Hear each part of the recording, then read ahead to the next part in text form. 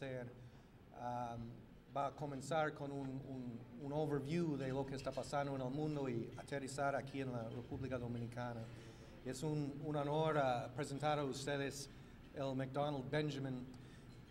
Se desempeña actualmente como representante del Banco Mundial para la República Dominicana. Es oriundo de Estados Unidos. Su padre era de la Dominica y pasó a sus años de formación en Europa. Su experiencia con el Banco Mundial abarca lo largo y ancho del planeta: África, América Latina, África del Norte, Asia del Este y Asia del Sur. Antes de llegar a la República Dominicana, ocupó el puesto de director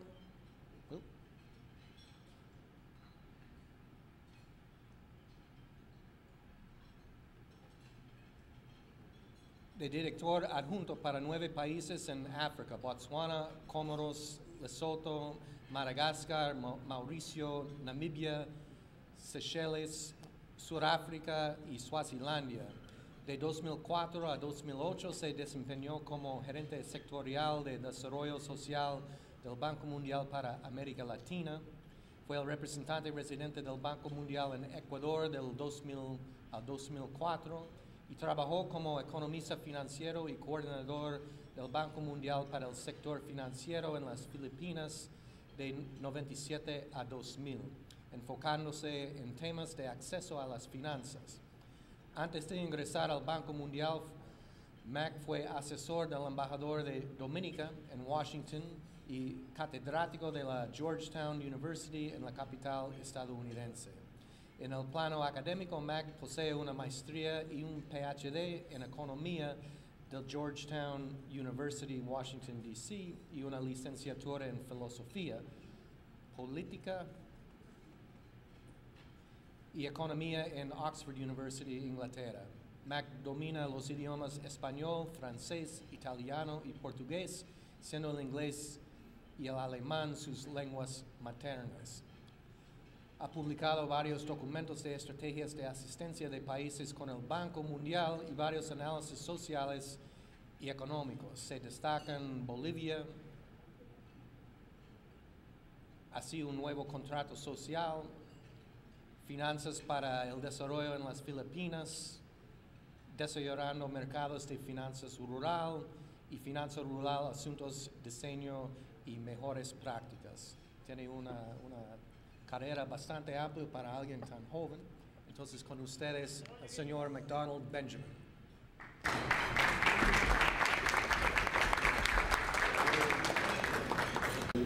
Y más ampliamente a Lamcha y a Deloitte por esa invitación, y a todos y todas.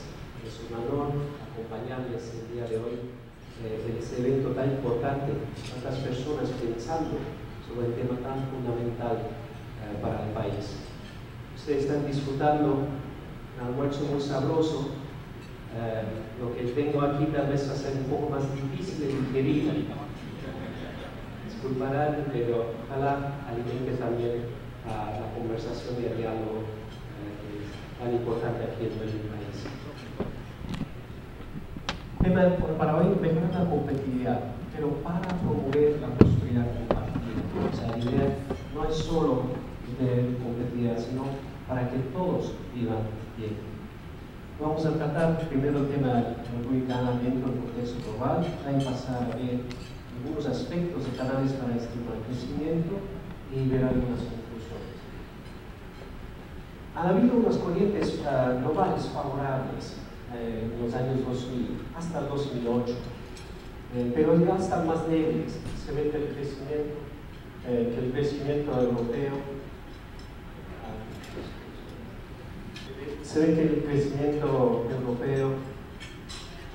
y americanos, bueno, el G7 y China han estado bajando en los últimos años.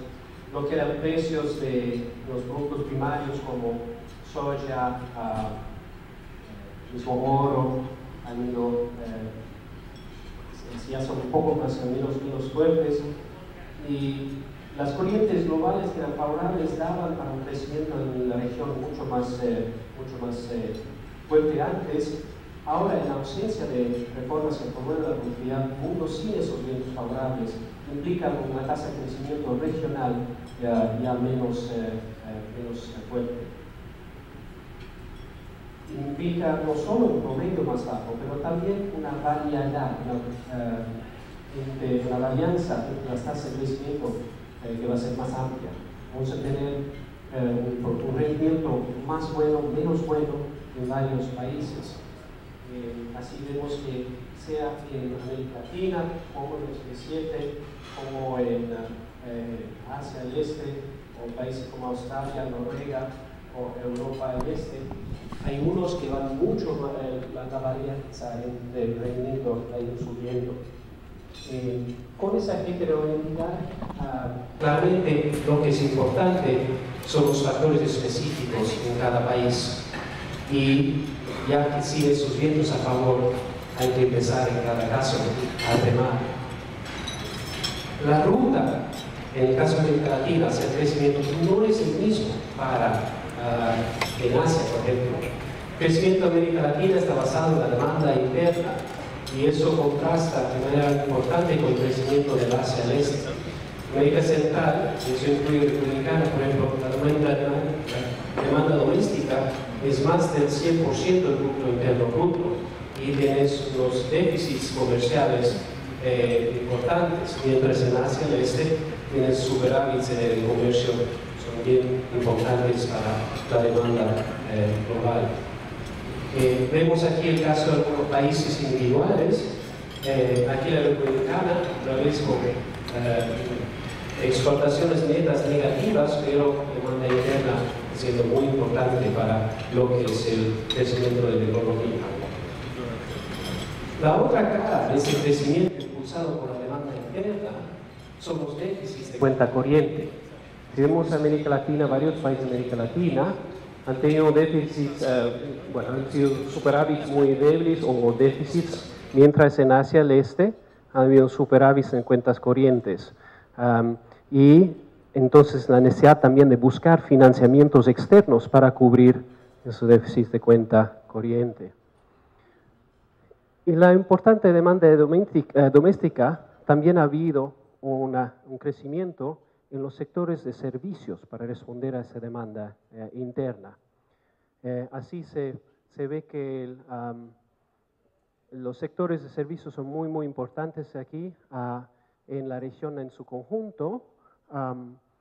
Y la pregunta es, ¿qué impacto tendrá sobre el crecimiento de un sector de servicios tan amplio?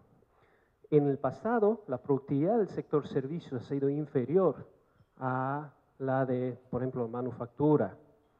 Por otro lado, ha estado creciendo más rápidamente en los últimos años, como se ve aquí. Y por otro lado, también, si bien otras regiones, América Latina, como otras regiones también tienen sectores de servicios importantes, hay un potencial, pero un potencial todavía no utilizado para ampliar las exportaciones de servicios. Excluyendo el turismo, América Latina queda por debajo de las exportaciones de, por ejemplo, servicios financieros, servicios seguros u otros comparado con otras regiones. En general, este crecimiento basado en la demanda interna de América Latina y el Caribe ha sido favorable para el progreso social. A nivel de la región de América Latina, desde el 2000, 70 millones de personas salieron de la pobreza. Y por primera vez, es un hito en la historia de la región, el número de personas, la proporción de la sociedad en la clase media es más alta, o es más grande que la proporción de personas pobres en el país. Y los coeficientes de Gini también han ido bajando. El desafío entonces en ese nuevo contexto global es de encontrar la manera de incrementar la productividad sin sacrificar esa prosperidad compartida. Como se ve, el incremento de la clase media, la reducción de los pobres, y para el 2011 ya habían cruzado esas dos líneas. Vemos la República Dominicana en ese contexto. Número uno, ha tenido un crecimiento muy fuerte durante los últimos 20 años con relación a América Latina y el Caribe. Su promedio es 5.9%, de tasa anual, le sitúa a la cabeza de la región. y ha permitido entonces también una convergencia, donde antes la región republicana, tal vez el dominicano o la dominicana, ganaba el 52% de lo que ganaba la América Latina en promedio, ahora es un 78%. Por otro lado, en los últimos 3 años el crecimiento ha sido por debajo de su tendencia histórica y por debajo del potencial que tiene este país. Las exportaciones son más diversificadas, pero han crecido más lentamente. Vemos un crecimiento anual acumulado 4%, comparado con 10% en Costa Rica, Colombia 9% en México, Panamá 8%, un crecimiento negativo en este caso en Jamaica. Y también su constitución de las exportaciones han cambiado. Se ve, por ejemplo, un incremento en lo que son alimentos y una reducción muy fuerte en lo que es la proporción para vestimenta, ropa. Las exportaciones también han caído de manera importante como proporción del Producto Interno Bruto, de 37% a 25% del Producto Interno Bruto, y acompañados por una baja también las importaciones, claro, en algunos casos asociados en términos de materia prima, y esa caída en exportaciones e importaciones hace que la apertura comercial con relación a ingreso per cápita es bastante baja ahora para la República Dominicana. Los empleos y la participación en las exportaciones en las zonas francas ha caído, como se ve en esos gráficos, y un factor claramente ha sido el vencimiento del acuerdo de MFA. Por otro lado, ha habido un fenómeno interesante, o sea, una baja en lo que son exportaciones de baja tecnología, en esa línea roja, y un incremento de exportaciones de más alta tecnología, pero todavía no que no ha llegado a sustituir. O sea, estamos en este punto intermedio. La reestructuración ha aumentado el grado de sofisticación de exportaciones del país, pero hay una transición incompleta entre la baja exportaciones de baja tecnología y el incremento de exportaciones de más alta tecnología. La inversión extranjera directa ha seguido creciendo con la economía, se ha mantenido el crecimiento al ritmo de la economía, a diferencia, por ejemplo, de México, donde ahora es menos importante de lo que era antes, pero se ve como su composición ha cambiado en el tiempo. Hubo tiempos en los cuales las telecomunicaciones eran más importantes, ahora claramente la minería contribuye más, en este caso la cervecería ha sido un factor ahí, pero se ve también una baja importante en lo que son la inversión directa extranjera para el turismo. En los años 90 era el 25% de toda la inversión directa extranjera iba al turismo, ahora es más cerca del 2%. Entonces, resumiendo un poco esta parte, a pesar del crecimiento rápido en el pasado, el crecimiento es más lento hoy y el país demuestra una relativamente baja competitividad.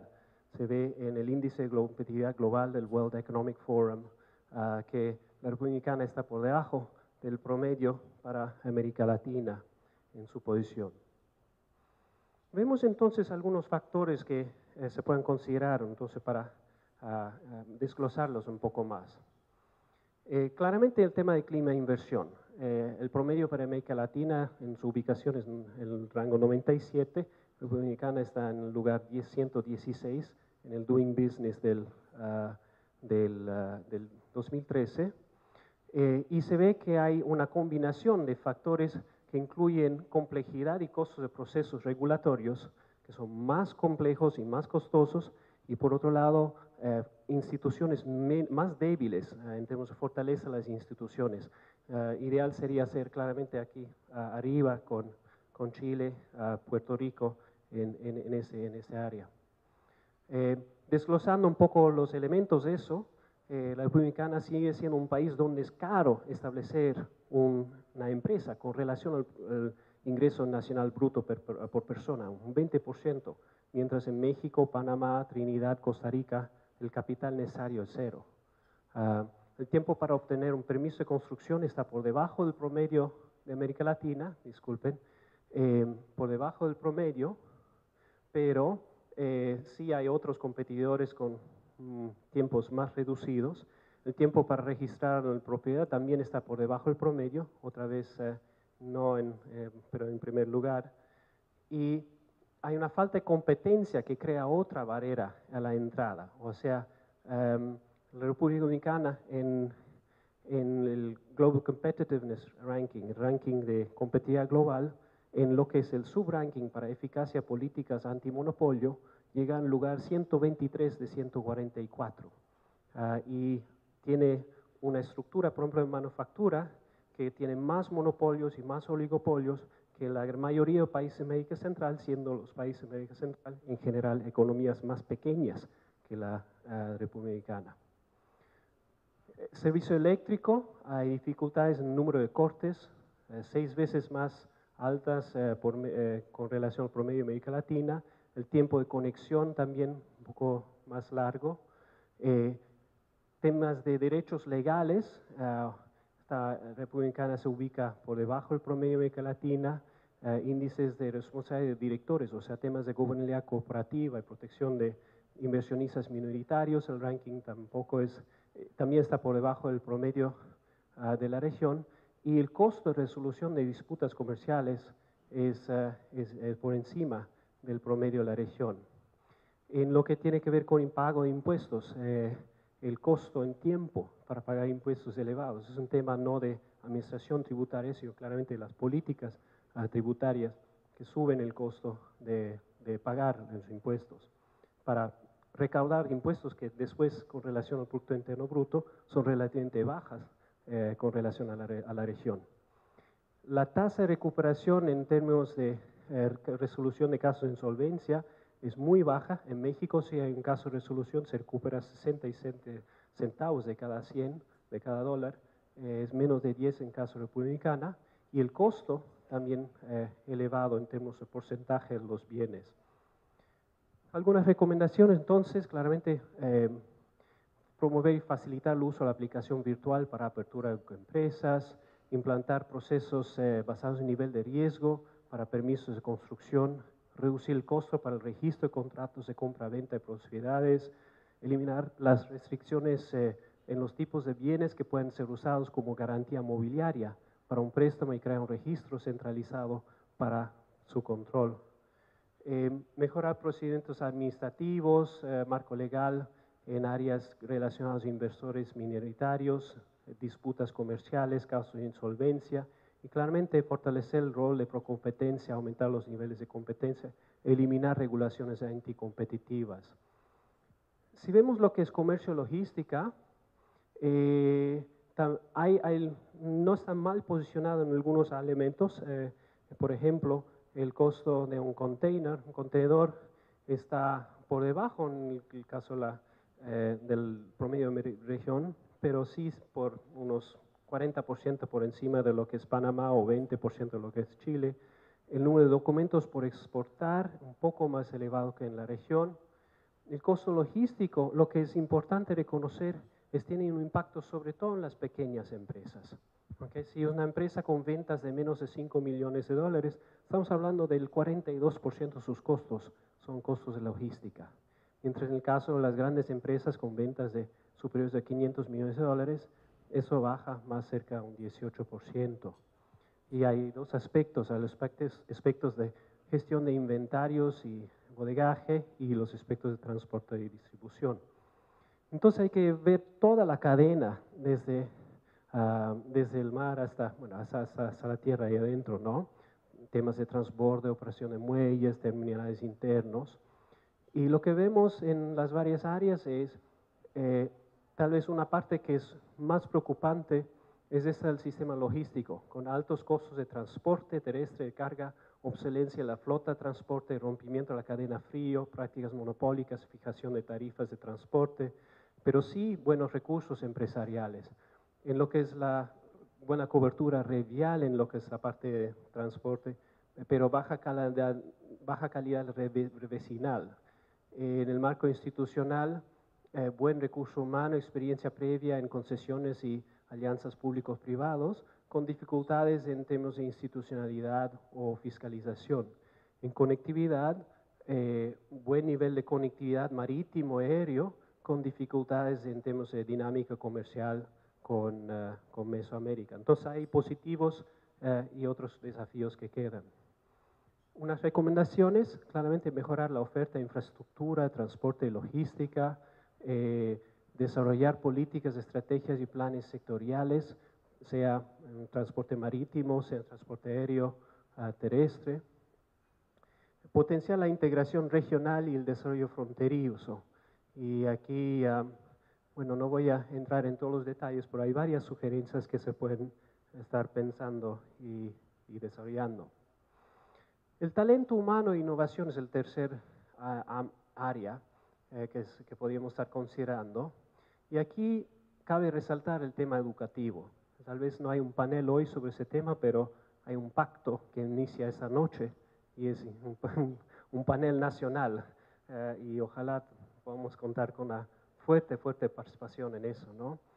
En términos de el rendimiento académico, años de escolaridad, la República Dominicana goza de un nivel relativamente bajo comparado, de 6 años comparado con otros países aquí en el Caribe. En términos de acceso, se ve diferencias entre, por ejemplo, el quintil más rico, el quintil más pobre, en lo que es educación preprimaria, y hasta en el caso del quintil más rico, un acceso a la educación preprimaria relativamente bajo comparado con otros países.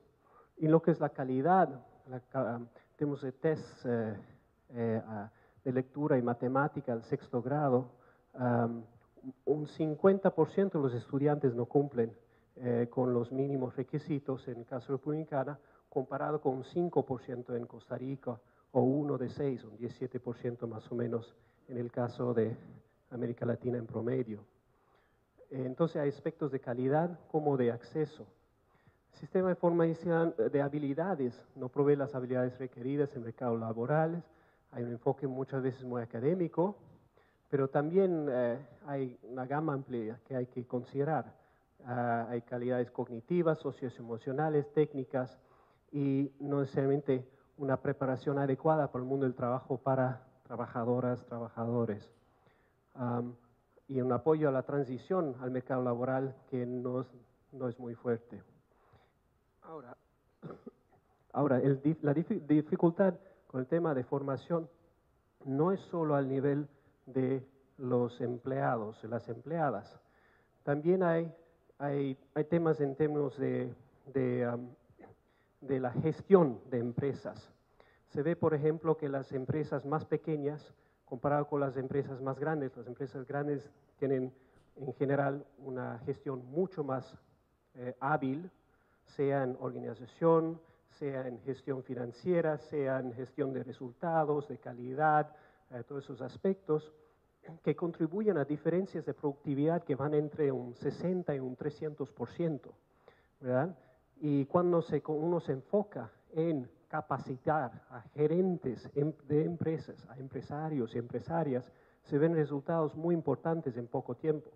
En el caso de India, por ejemplo, después de solo 2 meses de un programa para mejorar las prácticas gerenciales, la productividad de las empresas superior en 20% a las empresas en un grupo de control.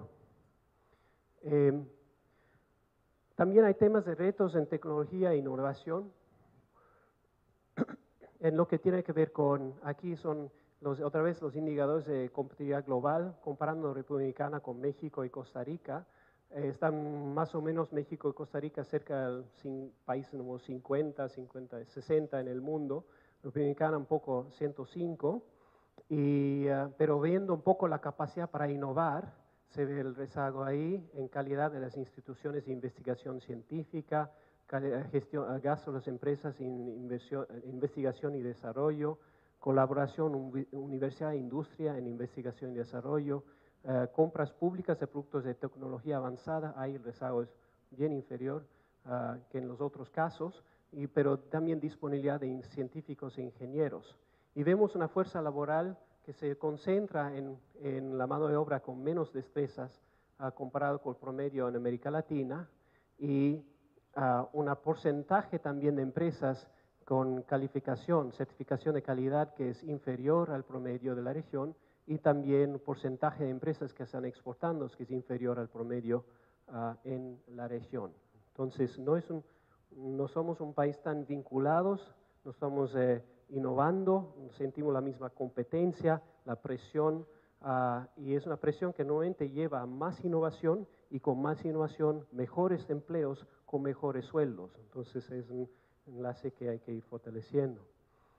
Recomendaciones de política en talento humano e innovación, claramente desarrollar capital humano especializado, que responda a las necesidades de la industria, involucrar mucho más al sector privado en el desarrollo del currículo, apoyar becas, pasantías en la industria, fortalecer este enlace entre el sector privado, quienes están buscando esa mano de obra calificada, con los centros de formación.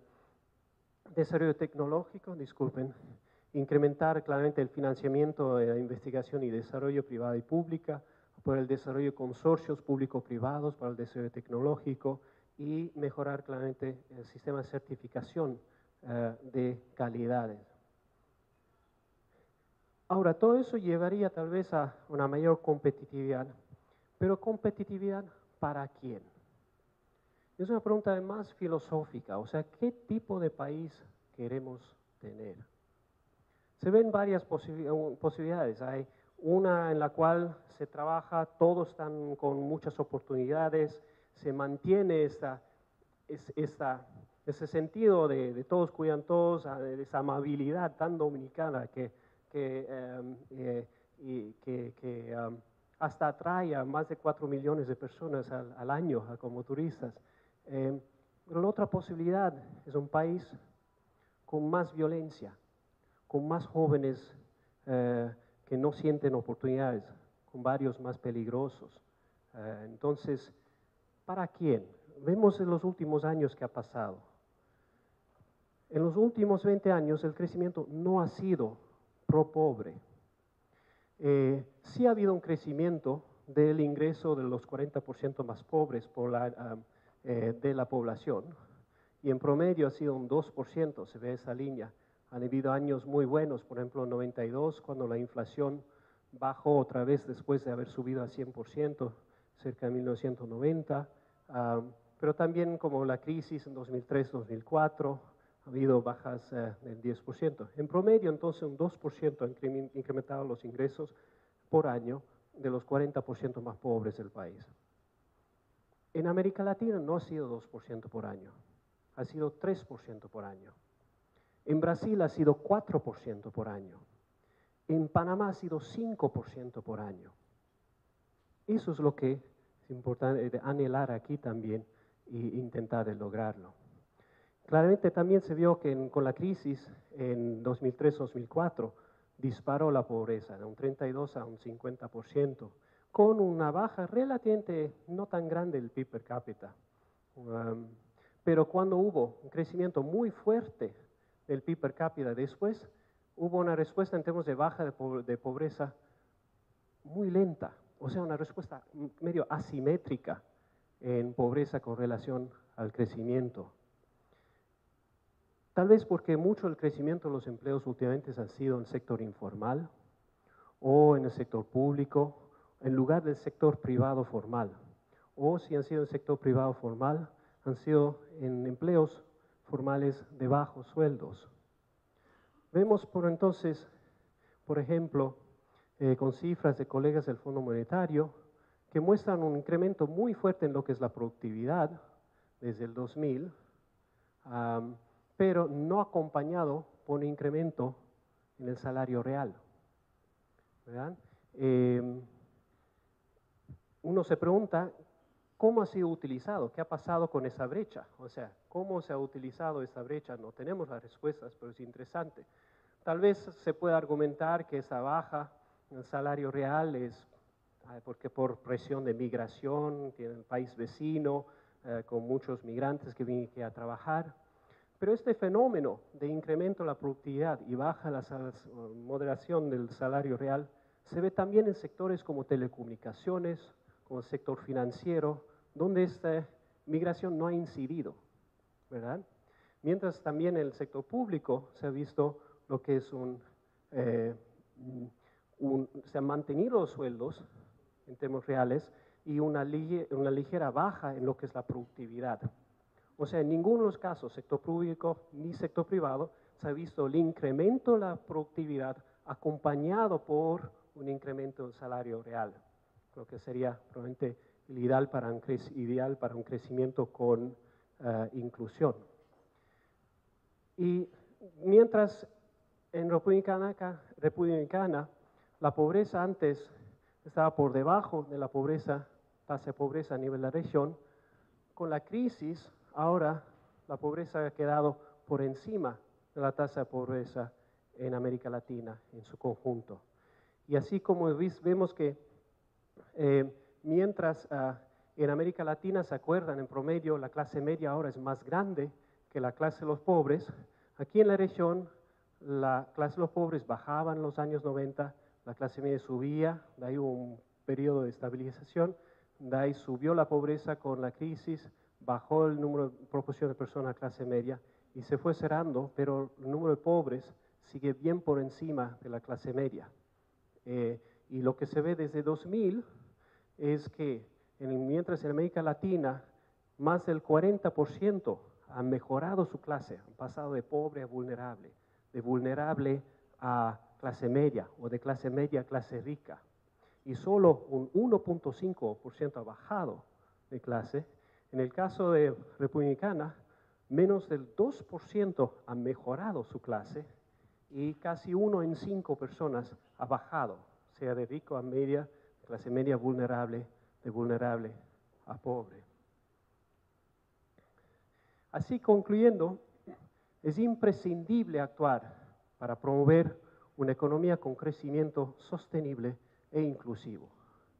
El país ha crecido de manera rápida en el pasado, a pesar del clima de inversión, aprovechando de enclaves, por ejemplo, el turismo, las zonas francas, y claramente una parte de ese crecimiento ha sido los vientos favorables a nivel global, a las corrientes favorables global, que ahora son mucho menos fuertes. Ahora, en este punto, con un clima de inversión menos favorable que en otros países en la región, con exportaciones menos dinámicas que en otros países, mercados cautivos que no generan suficientes incentivos para mejorar la productividad e innovar, altos costos de comercio e ineficiencia en las cadenas logísticas que comprometen la competitividad del sector productivo y claramente la necesidad de fortalecer el capital humano, hay que tomar toda una serie de acciones que puedan fortalecer la competitividad del país. Y eso requiere un fuerte compromiso nacional. Al actuar, es imprescindible mantener el enfoque en la creación de buenos empleos y la promoción de la prosperidad compartida, como hemos visto. Sí tenemos también, por otro lado, con no obstante esos desafíos, cierto optimismo.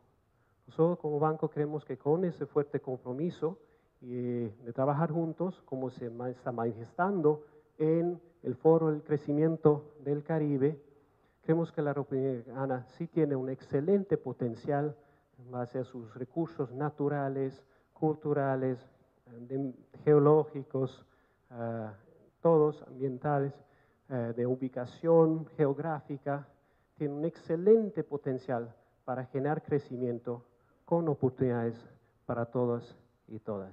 Muchas gracias.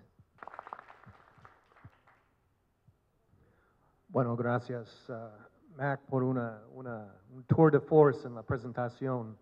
Hay varias preguntas, pero tal vez para empezar, como yo mencioné al principio, que uno de los temas transversales es este tema de instituciones. Y este país tiene muchas leyes modernas, reglamentos, decretos, etcétera, muchos como producto de iniciativas del Banco Mundial, o no iniciativa, pero trabajando con el país. Pero al fin del día, muchas veces no se cumpla. Entonces, eso es una indicación de instituciones débiles. Y entonces, con toda la experiencia que ha tenido en el mundo, en estos otros países, ¿hay ejemplos de países que han cambiado el chip de cómo el tema de qué esperan de las instituciones y el compromiso de hacer un cambio de verdad, en vez de simplemente aprobar leyes que nadie se cumple?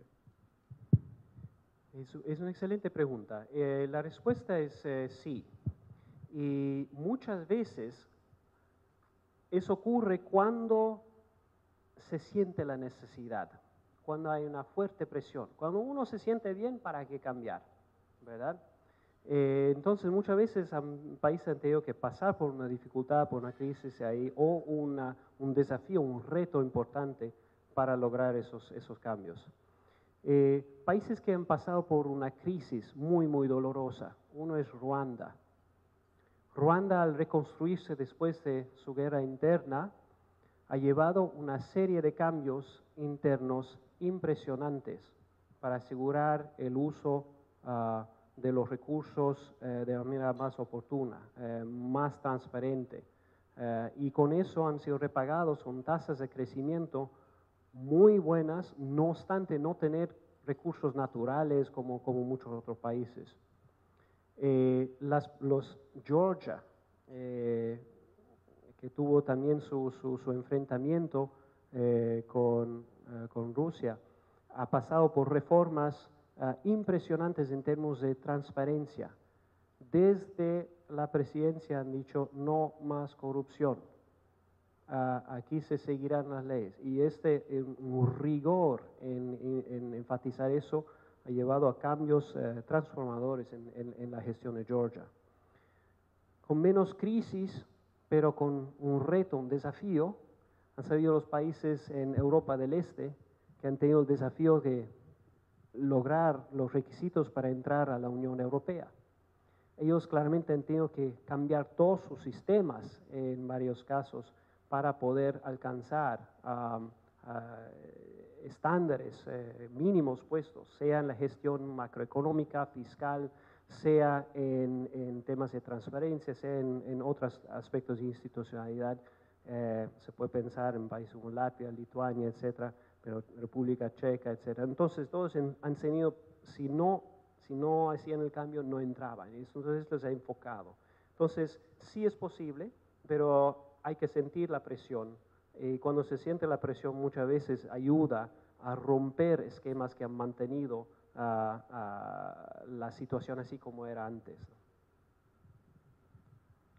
Y si alguien tiene una pregunta, hay formularios en las mesas, levanta la mano y alguien puede recogerlo.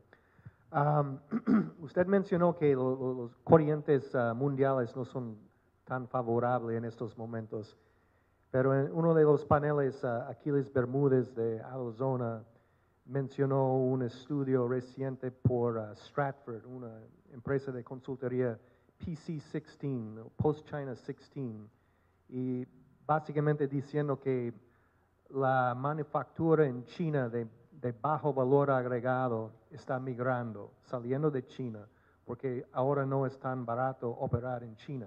Entonces, ¿dónde va esta manufactura?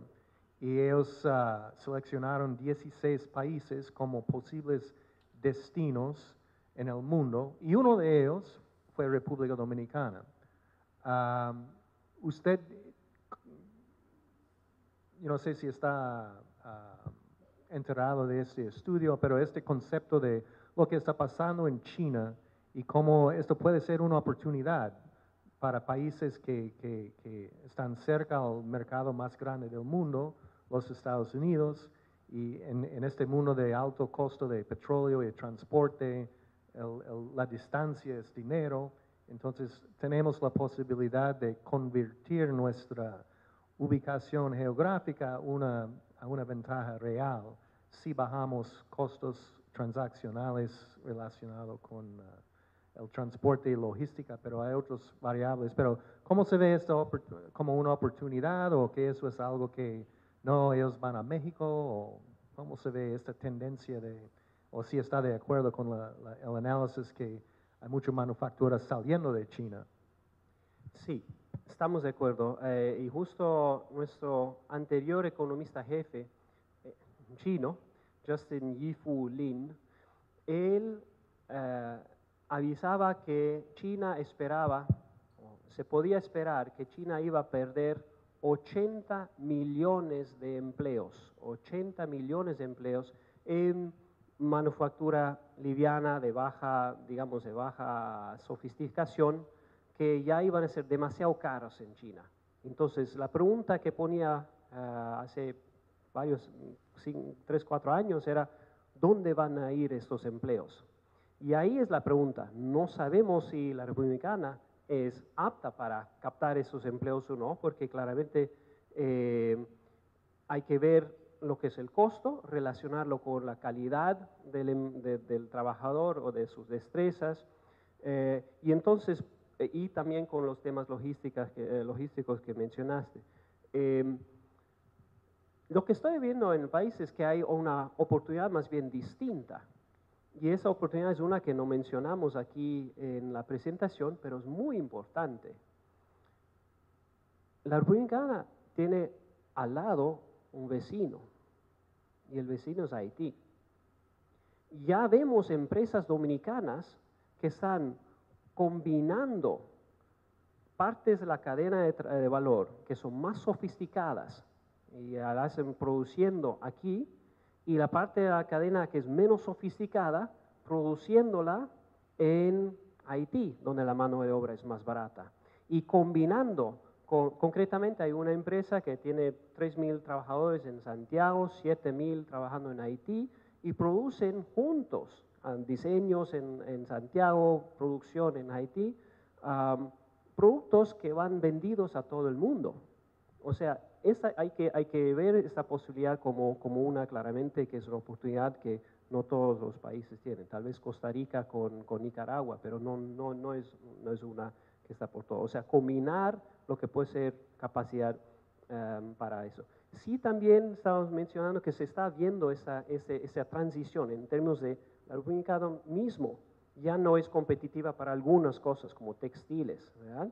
Pero está ubicándose en temas como plásticos, otras cosas químicas y otras cosas un poco más sofisticadas, y con un ambiente en el cual se promueve la innovación, la competencia aquí y una orientación hacia un mercado global, más que operar dentro de un mercado cerrado nacional, se puede ser competitivo en esas áreas y tener niches muy, muy interesantes en mercados más grandes. Entiendo que el Banco Mundial ni el BID está financiando o involucrado en la inversión de esos 2 plantas de carbón que el gobierno está haciendo. ¿Por qué? El Banco Mundial y el BID y la OPEP hemos estado involucrados por el lado de la distribución. Nosotros consideramos que cuando se trata del sector eléctrico hay que trabajar toda la cadena, desde la generación hasta la transmisión, donde falta también mucha inversión para juntar, crear posibilidades, una interconexión con Haití, conectar posibilidades que hoy existen en producción hidroeléctrica con las redes de distribución, y claramente la distribución, donde hay más de 1 millón de clientes que no tienen, que no están facturados a través de medidores y nada, y la recaudación son muy, muy débiles. En lo que es la generación, lo importante claramente es reducir el costo a través de la combinación de producción. Consideramos que las necesidades del país son tan grandes que una combinación de inversión con inversión privada es inevitable, es necesaria, es fundamental. Se ha visto un proceso que está encaminado, el gobierno decidió parar el proceso para enfocarse en la generación pública, con el tema de intentar también de posicionarse mejor hacia el 2016. Nosotros creemos que, no obstante lo que se haga por el lado de generación, lo que va a ser fundamental es poder recuperar la energía que se genera, y nuestro enfoque como Banco Mundial va a seguir siendo en lo que tiene que ver con la distribución. La Corporación Financiera Internacional, que es parte del grupo del Banco Mundial, sí está explorando posibilidades en lo que tiene que ver con la generación, pero en temas de generación renovables. Como Banco Mundial en general no trabajamos mucho con temas como grupo de banco el mundial no trabajamos temas de carbón a nivel global casi en ningún lugar, hay pocas excepciones, y las inversiones en temas de eólicas, el potencial eólico, es un área que la Corporación Financiera Internacional sí ha estado explorando y con algún éxito. Bueno, hay varias preguntas más, pero no hay tanto tiempo, entonces voy a seleccionar la pregunta que hay dos personas con la misma pregunta. Entonces, eso es la pregunta que voy a hacer. Es básicamente, hay crecimiento pero sin competitividad. Es el mensaje del día, básicamente. ¿Qué tres medidas se deben tomar a corto plazo para crecer en una manera sostenible y ser más competitivo? Hubo muchas recomendaciones allá, pero si se puede reducirlo a tres puntos claves. Uno, claramente... Titular de mañana. Uno, claramente, es fomentar la competencia. Cuando hay más competencia, hay más competitividad. Entonces, hacer frente a ese desafío, eso es muy importante. Nosotros dimos un estudio sobre el tema de cerrando la brecha en tecnología y educación. Eso fue hace 10 años, sobre América Latina, comparado con otras regiones. Y el desafío de América Latina era el tema de productividad total de los factores, para los cuales necesitabas claramente mano de obra calificada. Por otro lado, también el tema competencia para incentivar la innovación y entonces la adopción de nuevas tecnologías. O sea, yo pondría así, haría hincapié en el tema de competencia para promover, incentivar la innovación que a su vez atrae mano de obra más calificada y mejor pagada. Entonces, la competencia primero. Segundo, el desafío de la educación es fundamental. Trabajar en crear una mano de obra capacitada. ¿Cómo se dice? Una de las inquietudes que tengo yo es, ¿qué podría pasar aquí en la República Dominicana si mañana se abre Cuba? Si mañana se abre Cuba con su mano de obra tan preparada, mucha inversión y sus activos turísticos también, ¿no? Mucha inversión directa extranjera podría pasar allá en lugar de aquí. Entonces, posicionarse con una mano de obra calificada, y eso claramente es trabajar mucho en temas de educación y formación. El tercer elemento es quitar los obstáculos regulatorios que impiden el emprendurismo. Y lamentablemente la lista ahí es larga, pero son el costo de establecer una empresa, por ejemplo, el costo de pagar impuestos, el costo de sacar un documento, un producto de aduanas, es mucho que son temas regulatorios, ¿no? Así es que sería el tema de competencia, calidad calidad del capital humano y el tema de reglamentación, simplificar la reglamentación. Muy bien. Bueno, un aplauso para nuestro orador McDonald Benjamin, representante del Banco Mundial. Muchísimas gracias.